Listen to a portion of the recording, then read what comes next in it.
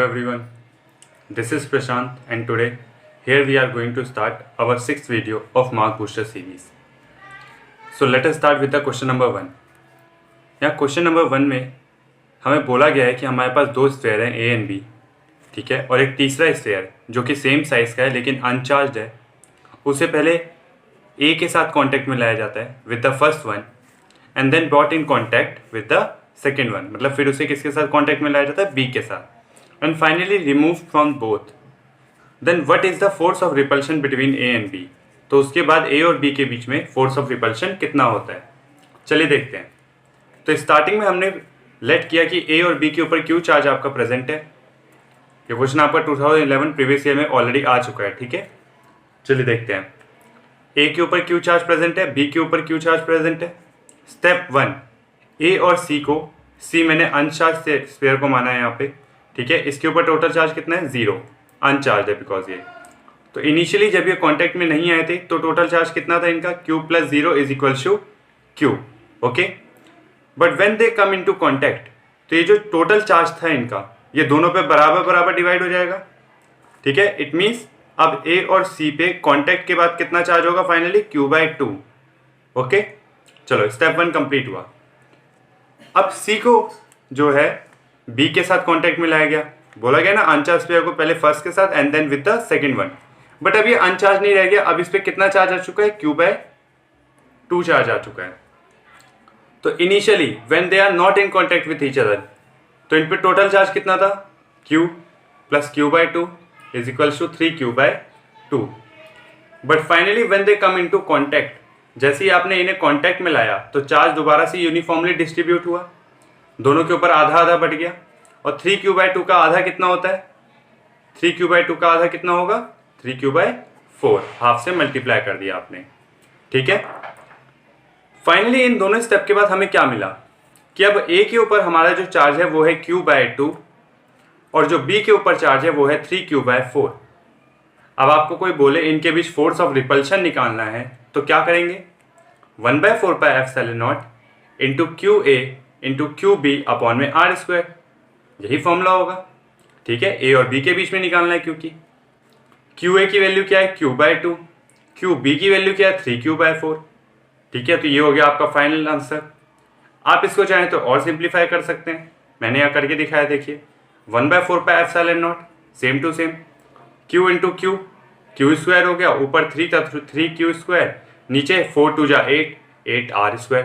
तो final answer क्या हुआ, 1/4πε0 3Q² 8r². This was the final answer. ये कौन से टॉपिक का क्वेश्चन था, ये टॉपिक था आपका कंडक्शन का, जो हमने लेक्चर सीरीज के फर्स्ट वीडियो में डिस्कस किया था. वहां पे भी बिल्कुल ऐसा ही एक फैमिलियर क्वेश्चन मैंने करा है, आप लोग जाके उससे भी चेक कर सकते हैं. Now let's start the question number 2.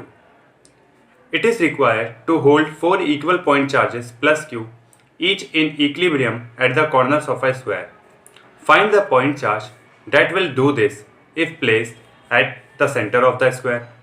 मतलब बोला गया है कि हमने एक स्क्वायर लिया, उसके चारों साइड्स के ऊपर +Q चार्ज रख दिया. अब आप ये चाहते हैं कि ये चारों चार्ज इक्विलिब्रियम में रहे, मतलब उन पे टोटल फोर्स जो हो वो 0 हो, ठीक है. ऐसा करने के लिए आपने सेंटर पे एक चार्ज प्लेस किया और क्वेश्चन यही बोल रहा है कि जो सेंटर पे मैं चार्ज प्लेस करूंगा इसका मैग्नीट्यूड कितना होना चाहिए. अभी मैंने इसको Q लेट किया है, कैपिटल Q, तो वो जानना चाहता है इस Q की वैल्यू क्या होगी, ठीक है. चलिए फाइंड करते हैं. सबसे पहले एक चार्ज को कंसीडर कर लीजिए, कोई सा भी एक कर लीजिए बिकॉज सारे के सारे आइडेंटिकल है, सभी के ऊपर वो सेम ही लॉ लगेगा फिर, ठीक है. तो मैंने D चार्ज को कंसीडर किया.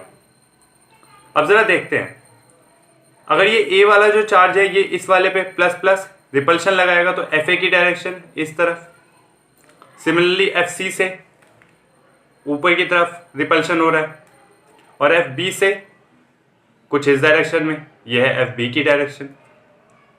अब इंडिविजुअली जरा एक एक करके इन फोर्स की बात करें तो यहां पे हम देख सकते हैं कि जो हमारा FC है मतलब force due to this charge, और FA है मतलब force due to this charge, इन दोनों का जो मैग्नीट्यूड होगा वो बिल्कुल सेम होगा.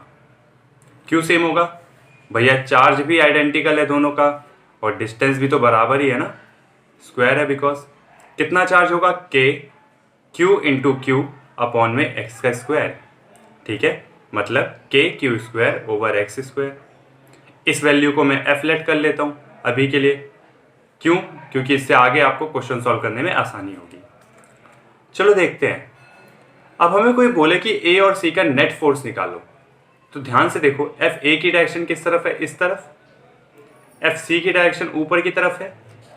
इसका नेट फोर्स किधर बनेगा? बीच में इनके। ठीक है, इस नेट फोर्स को मैं एफ डैश से शो कर रहा हूं। किसकी मदद से निकालेंगे? Parallelogram law of vector addition. A square plus B square plus 2ab cos theta, यही फॉर्मूला होता है। तो एफ ए का whole square plus F C का whole square plus 2fa into F C cos 90। क्यों? बिकॉज एफ ए और F C के बीच का एंगल कितना है? 90 डिग्री का है। ओके, तो cos 90 होते ही ये पूरा टर्म क्या हो गया? 0 हो गया। cos 90 की वैल्यू 0 होती है। एफ ए और एफ सी दोनों को मैंने एफ के बराबर मान रखा है, तो F square plus F square, total F dash कितना निकल के आ गया? √2f स्क्वायर, या फिर मैं लिख सकता हूं √2f। ओके, देखो वही वैल्यू यहां पे लिखी है मैंने, √2f। अब जरा ध्यान से देखो, ये जो एफ डैश है इसका रिजल्टेंट जिधर बना है बिल्कुल वही डायरेक्शन यहां पे एफ बी की है, वो भी बिल्कुल बीच में ही बना है। देखो एफ डैश और एफ बी दोनों के दोनों सेम डायरेक्शन में। ठीक है, पहले जरा इस एफ बी फोर्स की मैग्नीट्यूड की बात करें कि ये कितना होना चाहिए। तो जरा ध्यान से देखो, के कांस्टेंट होता है 1/4πε0 plus Q into plus Q. ठीक है, F D into F B. Okay, लेकिन डिस्टेंस कितना होगा? डिस्टेंस आप बाय पाइथागोरस निकाल सकते हो। ठीक है, इस तरीके से ये x है, ये x है, तो ये कितना होगा? √2x। ओके, बाय पाइथागोरस आप इस डिस्टेंस को फाइंड कर सकते हो, इस पॉइंट से लेके इस पॉइंट तक का, वो मैंने यहाँ पुट कर दिया। इससे एफ बी का मैग्नीट्यूड निकल के आया मेरा के क्यू स्क्वायर ओवर में 2x स्क्वायर। अब जरा ध्यान से इस वैल्यू को देखो और इस वैल्यू को, यहाँ पे 1/2 ही तो एक्स्ट्रा ऐड हुआ है। देखो 1/2 और तो बिल्कुल सेम है, तो इसे मैं लिख सकता हूँ f/2। जैसे इसे f माना तो ये क्या हो गया? f/2 हो गया। सिंपल। बस अब क्या था? अब हमने टोटल फोर्स निकाला डी चार्ज के ऊपर। ठीक है, टोटल फोर्स किस वजह से? ए और सी को तो मैं पहले ही एफ डैश में लगा चुका हूँ। ठीक है, और बी को भी इंक्लूड कर लिया मैंने, तो टोटल फोर्स क्या होगा? F B plus F dash, जिसमें एफ डैश किसको लेके चल रहा है अपने साथ? F A plus F C को। ठीक है, सॉरी एफ ए, हाँ F A plus F C को। ओके, एफ बी कितना है? f/2। एफ डैश कितना है? √2f। ठीक है, यहां से 1/2 कॉमन लिया, वहां से √2 कॉमन लिया। ठीक है, यहाँ पे ओवरऑल f आपका बाहर आ जाएगा और f की वैल्यू कितनी है? के Q square over x square. वो चीज मैंने लिख दी। अब ये था इस क्वेश्चन का फर्स्ट पार्ट। ये वो टोटल फोर्स है जो अभी इस पे लग रहा है। किसकी वजह से? इन 3 चार्जेस की वजह से। मतलब हम जो सेंटर पे चार्ज प्लेस करेंगे उसका काम क्या है? ये जो फोर्स है इसे बैलेंस करना। अब इस फोर्स को बैलेंस करने के लिए उसके पास क्या कंडीशन होनी चाहिए, पहले वो देखते हैं। तो पहली कंडीशन है कि वो जो चार्ज Q होगा वो पक्का नेगेटिव होगा नेचर में, बिकॉज जब वो नेगेटिव नेचर का होगा तभी वो यहाँ प्लेस चार्ज पे एक अट्रैक्टिव फोर्स लगा पाएगा। ठीक है, आप पीछे के डायग्राम में जाके और अच्छे से देख सकते हो। अगर इसका नेगेटिव नेचर होगा तभी ये जो रिजल्टेंट बन रहा है F dash plus F B का, उसके ऑपोजिट डायरेक्शन में फोर्स एक्सर्ट कर पाएगा, अट्रैक्ट करके अपनी तरफ। दूसरा, उस फोर्स का मैग्नीट्यूड किसके बराबर होगा? टोटल फोर्स के। ये बात मैं ऑलरेडी डिस्कस कर चुका हूँ। चलिए फिर, मतलब वो जो Q चार्ज हमने सेंटर पे प्लेस किया है और ये जो D चार्ज है, इनके बीच का फोर्स टोटल फोर्स के बराबर होना चाहिए। ओके, तो इसको कैसे लिखा जाएगा? K capital Q into small q upon में x/√2। अब ये x/√2 क्यों हुआ, जरा बताएगा कोई? ये देखिए, हमने स्क्वायर का जो पूरा साइड लिया था वो कितना था? √2x था, और सेंटर तो आधे पे है ना, तो √2x को अगर मैं 2 से डिवाइड करूं तो कितना आएगा? x/√2। इसलिए ये वैल्यू मैंने यहाँ पे पुट कर दी। ठीक है, चलिए, तो हुआ क्या? के क्यू स्क्वायर। देखिए अब यहाँ पे पहले कुछ चीजें कट जाएंगी। यहाँ के स्क्वायर से ये क्यू कट गया, ओके, और के से के कैंसिल आउट हो गया। नीचे x का स्क्वायर हुआ, √2 का स्क्वायर होकर 2 बना और वो 2 ऊपर हो गया, नीचे से ऊपर शिफ्ट हो गया, तो क्या बना? 2q ओवर में एक्स स्क्वायर, और दूसरी साइड 1/2 प्लस √2q ओवर में एक्स स्क्वायर। यहाँ से भी एक्स स्क्वायर कैंसिल आउट हो गया और ये 2 दूसरी तरफ डिवाइड में चला गया, आपके पास फाइनल आंसर ये आ गया। ठीक है, ये था आपका कैपिटल क्यू चार्ज का मैग्नीट्यूड कि उसकी वैल्यू कितनी होनी चाहिए, लगभग इतनी। अब इस आंसर को आप सिंप्लीफाइड फॉर्म में किसी भी तरीके से दिखा सकते हो, चाहे तो आप यहीं पे छोड़ दो, चाहे तो आप 2 से मल्टीप्लाई कर दो अंदर। ठीक है, तो 1/4 प्लस 1/√2 हो जाएगा। और सिंप्लीफाई करना है तो आप इसको जो है एलसीएम ले लीजिए फिर से। ठीक है, और सिंप्लीफाई करने के लिए नीचे, बिकॉज आपका नीचे रूट नहीं रहना चाहिए, तो √2 से मल्टीप्लाई कर दीजिए या डिवाइड कर दीजिए। आपके पास ये 4 में से कोई सा भी आंसर आ सकता है। बट इंपॉर्टेंट थिंग क्या है, ये सारा अभी सिर्फ मैग्नीट्यूड दिखा रहे हैं क्योंकि हमने पहले ही बोल दिया है कि ये नेगेटिव होना चाहिए। ठीक है, बस। तो आगे आपको जब ये क्यू चार्ज का आप मैग्नीट्यूड लिख रहे होगे तो उसके आगे आपको साइन किसका लगाना है, नेगेटिव का। This is the final answer. जो आपका क्यू चार्ज सेंटर पे प्लेस होगा उसकी वैल्यू ये होनी चाहिए। ठीक है, 2√2 plus 1/4 times of the charge Q and opposite in nature. Okay, उसका नेचर कैसा होना चाहिए, अपोजिट होना चाहिए। थोड़ा लेंथी क्वेश्चन था बट बहुत इंपॉर्टेंट क्वेश्चन था, एग्जाम पॉइंट ऑफ व्यू से बहुत ज़्यादा इंपॉर्टेंट है। ठीक है, चलिए अपने नेक्स्ट क्वेश्चन की तरफ बढ़ते हैं। Question number 3, a spherical conducting shell of inner radius r1 and outer radius r2 has charge capital Q. A charge Q is placed at the center of the shell. Now first question is, what is the charge density on the inner surface and the outer surface of the shell? Second one is, write the expression for the electric field at a point x is greater than r2 from the center of the shell. देखिए क्या बोला गया है, आपको बोला गया है आपके पास एक कंडक्टिंग शेल है जिसका इनर रेडियस जो है, ठीक है, इनर रेडियस आपका r1 है, जबकि आउटर रेडियस क्या है आपका r2। अब इस शेल के सेंटर पे आपने चार्ज प्लेस किया Q, तो भैया इस चार्ज की वजह से, बिकॉज ये जो शेल है वो कैसा है, कंडक्टिंग है नेचर में, तो जैसे ही मैं यहाँ पे भी आपको शो करता हूँ अलग से, जैसे ही आप Q चार्ज रखोगे सेंटर पे, क्या होगा, इस शेल के बिल्कुल इस वाले इनर सरफेस पे क्या चार्ज आ जाएगा, -Q सारा का सारा आ जाएगा चारों तरफ। ठीक है, और आउटर सरफेस पे ड्यू टू रिपल्शन क्या चला जाएगा, +Q चला जाएगा सारा का सारा। ठीक है, चारों तरफ। ओके, कुछ ऐसा होने वाला है। तो देखिए वही चीज मैंने शो की, +Q मैंने सेंटर पे रखा, -Q चार्ज इसका इनर सरफेस पे इंड्यूस हो गया और +Q चार्ज इसका आउटर सरफेस के ऊपर इंड्यूस हो गया। इतनी चीज समझ आई इंडक्शन वाली। ओके, यही चीज देखिए मैंने यहाँ एक्सप्लेन करने की कोशिश की है कि on a conducting shell charge is always present on the surface of the conductor, so Q present on the outer surface. Second, ये जो Q चार्ज है at centre will induce -Q on inner surface and +Q on outer surface. अब पहले question की तरफ बढ़ते हैं। इसमें आपसे बोला गया है सरफेस चार्ज डेंसिटी निकालने के लिए आपको सिग्मा की वैल्यू निकालनी है। मैंने अपने लेक्चर सीरीज के चार्ज डिस्ट्रीब्यूशन वाले पार्ट में बताया था कि सिग्मा इक्वल टू क्या होता है, टोटल चार्ज अपॉन में एरिया। ठीक है, एरिया क्या होगा इसका, 4πr², बिकॉज एक स्फेयर है, ये स्फेरिकल शेल है। तो इनर सरफेस पे टोटल चार्ज कितना है, इनर सरफेस, ठीक है, कितना चार्ज है, -Q का, तो -Q अपॉन में 4πr1 का स्क्वायर, इसका रेडियस r1 है। ठीक है, जबकि आउटर सरफेस का क्या है टोटल चार्ज, कैपिटल Q जो उस पर पहले से मौजूद था, +Q जो चार्ज हमने इंड्यूस किया था। ठीक है, तो टोटल चार्ज क्या हो गया, +Q plus capital Q upon में 4πr2 का होल स्क्वायर, r2। ठीक है ना, पहला पार्ट क्वेश्चन का खत्म हुआ। अब बोला गया है कि आपको इसकी इलेक्ट्रिक फील्ड निकालनी है एक ऐसे स्फेयर में। बोला गया है कि आप x से एक जोन कंसीडर करो जो कि r2 से भी बड़ा हो, मतलब जिसके अंदर पूरा स्फेयर आ रहा हो।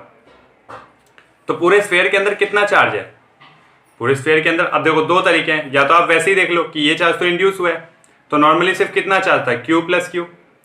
और अगर आप इंड्यूस चार्ज को भी लोगे तभी भी आपके पास देखिए आउटर सरफेस पे Q + Q है, इनर सरफेस पे -Q है, फिर अंदर सेंटर पे +Q है, तब भी आपका टोटल चार्ज Q + Q ही आएगा। बस आपका फिर फॉर्मूला लगाना है 1/4/ε0, total charge Q + Q upon में x का स्क्वायर। ठीक है, x कोई भी बाहर का सरफेस हो सकता है, बस उसे r2 से बड़ा होना है। ठीक है, तो उसका डिस्टेंस कितना होगा, x ही होगा। तो that's all about this question. I hope आप लोगों को क्लियर हुआ हो। Let's move towards our next question, question number 4। Now question number 4, यहाँ पे आपको दो चार्ज दिए गए हैं, एक 2 माइक्रोकुलम का, माइक्रो का साइन होता है ये, ठीक है, और एक -50 माइक्रोकुलम का। बोला गया है इनके बीच का डिस्टेंस जो है वो 80 सेंटीमीटर है। Now calculate the distance from the smaller charge where the electric field is zero. मतलब आपको स्मॉलर चार्ज से एक ऐसा पॉइंट कंसीडर करना है जहाँ पे आपकी इलेक्ट्रिक फील्ड जीरो हो। तो सबसे पहले कंडीशन क्या होती है कि क्या वो अंदर की साइड पॉइंट होगा या फिर बाहर की साइड।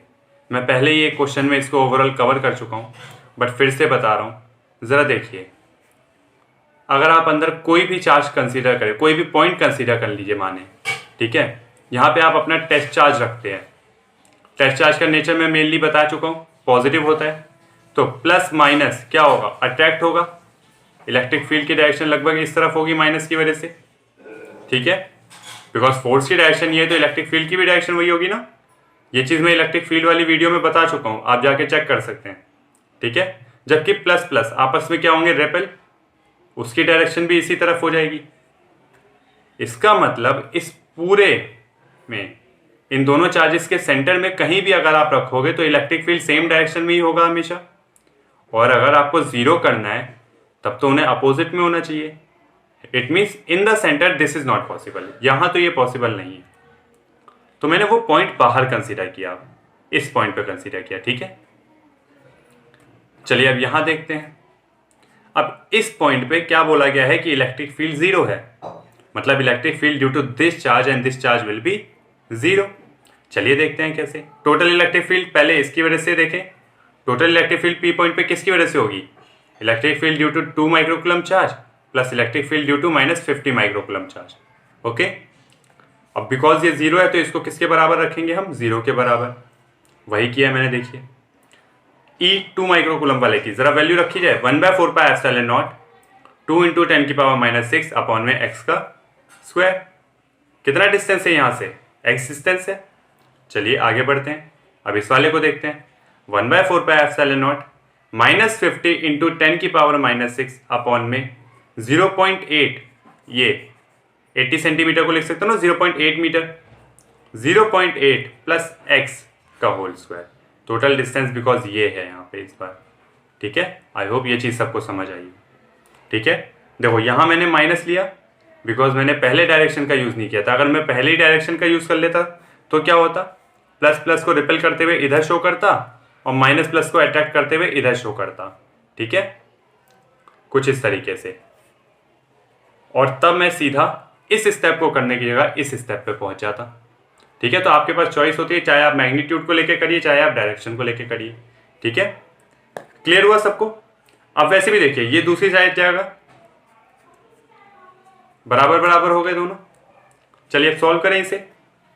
1/4 पाई एप्सिलॉन नॉट से 1/4 पाई एप्सिलॉन नॉट कट गया, 10⁻⁻6 से 10⁻⁻6 कैंसिल आउट हो गया, बचा क्या, 2 अपॉन में x स्क्वायर और 50 अपॉन में 0.8 प्लस x का होल स्क्वायर। x वाले टर्म्स को एक साइड लेके गया, दूसरी साइड 50/2 25 हो गया, इसका स्क्वायर दूसरी साइड शिफ्ट हुआ, ठीक है।